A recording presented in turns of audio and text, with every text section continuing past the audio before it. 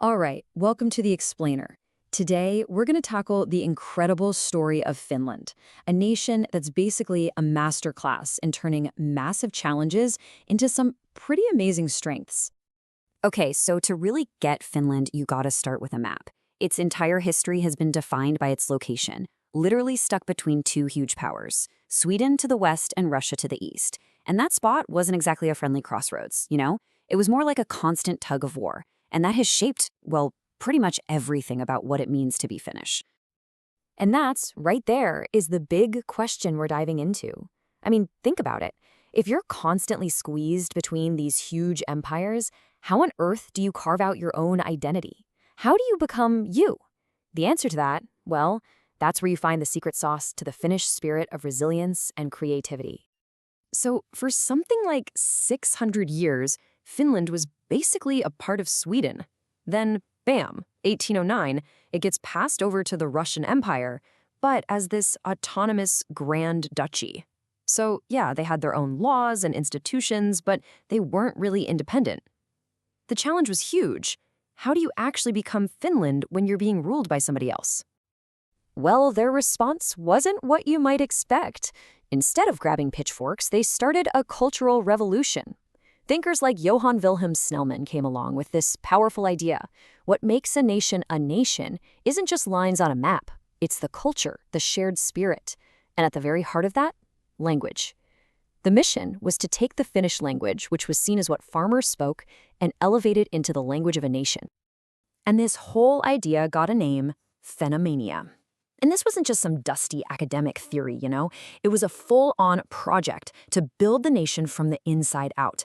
It was about getting everyone on board, from the Finnish-speaking farmers to the Swedish-speaking elites, and making them all feel like, hey, we're all in this together. We're all Finns.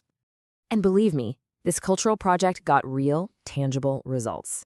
In 1835, you get the Kalevala. This is huge. Suddenly, Finland has its own epic story, its own Iliad or Odyssey.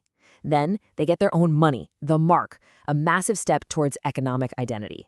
And then the language rescript, a huge political win that started making Finnish an official language. So you see, they were building the foundations of a country long before it was officially a country. Okay, so they've built this strong cultural identity. But that identity was about to be tested, like, to the absolute limit. After finally getting independence from Russia in 1917, Finland was basically thrown into a meat grinder of a century. It was one conflict after another, each one threatening to wipe it off the map. And the first test? It came from within. Literally, the second they got independence, the country ripped itself in two. You had the socialist Reds, who wanted a complete social revolution, and on the other side, the conservative Whites, who were fighting to hold the new republic together. It was a brutal, ugly fight over what Finland was even going to be, and it left these deep, deep scars that took decades to heal. And just when you think they're starting to recover, bam! 20 years later, they face a truly impossible threat. The Soviet Union, their gigantic neighbor, just invades. And if you looked at this on paper, the size of the armies, the number of tanks, it was a no-brainer. Finland didn't stand a chance. But what happened next is legendary. It perfectly captures this Finnish concept of sisu. Now, there's no perfect translation, but think of it as this quiet, stubborn grit. It's courage and resilience when the odds are just completely, ridiculously stacked against you. And that's exactly what they showed the world. Now, they didn't get away unscathed, not at all. They lost about 10% of their land, which is a huge blow. But here's the crucial part. They kept their independence. Against a superpower, they survived. They remained Finland. So how do you live next to the superpower that just tried to invade you? Well, that survival led to this really unique and often misunderstood Cold War strategy called Finlandization. It was basically this high-stakes balancing act. On the world stage, Finland had to stay officially neutral and make sure it never, ever angered the Soviet Union. But behind the scenes, it was their clever way of protecting their own democracy, their own economy, their own way of life. They were walking a tightrope to stay free. Okay, so these survived the wars, but survival comes at a cost. After World War II, Finland was a wreck, and on top of that, they owed these massive war reparations to the Soviets. So the question is, how do you go from total ruin to one of the most innovative places on Earth?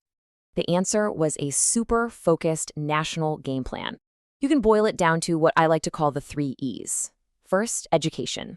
They went all in on a world-class, totally free education system for every single person. Second, equality. They built a strong social safety net and really pushed for gender and social equality. And third, exports.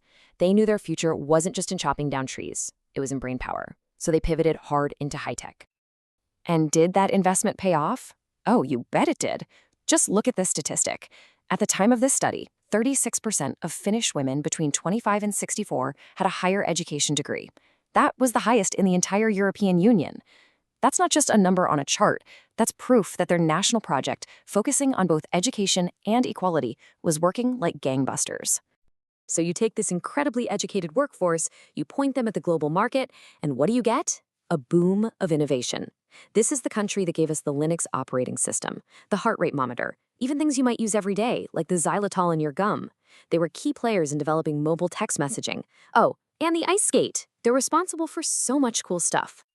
So after this incredible journey of nation building, brutal survival, and innovative rebirth, what's the result? What is modern Finland? What makes Finland, Finland? Well, you see a society that has staked its entire modern success on its people. This chart shows it all. Over a third of working-age women and nearly a third of men have a higher education degree. It just shows you how deeply they believe that knowledge and human capital are their #1 resource. And here you can see the payoff. This is mind-blowing. For a country with a population of just over 5 million people to be right up there with giants like Japan and Germany and creating new inventions, that is absolutely incredible. It's a problem-solving culture you can literally measure. This quote really just nails it, doesn't it? They took their dangerous spot on the map, this borderland, and turned it into an advantage, a place of privilege. And it wasn't magic. It took hard work, being realistic, being flexible, and yeah, maybe a little bit of good fortune. And that brings us right back to the present. See, Finland's whole story is about adapting to survive threats from the outside. But today, the threats aren't tanks rolling over the border. They're what one author calls the inscrutable intrusions of our globalized world. Economic shifts, information wars, you name it. And so the question we're left with is, how will this remarkable nation adapt once more to secure its future?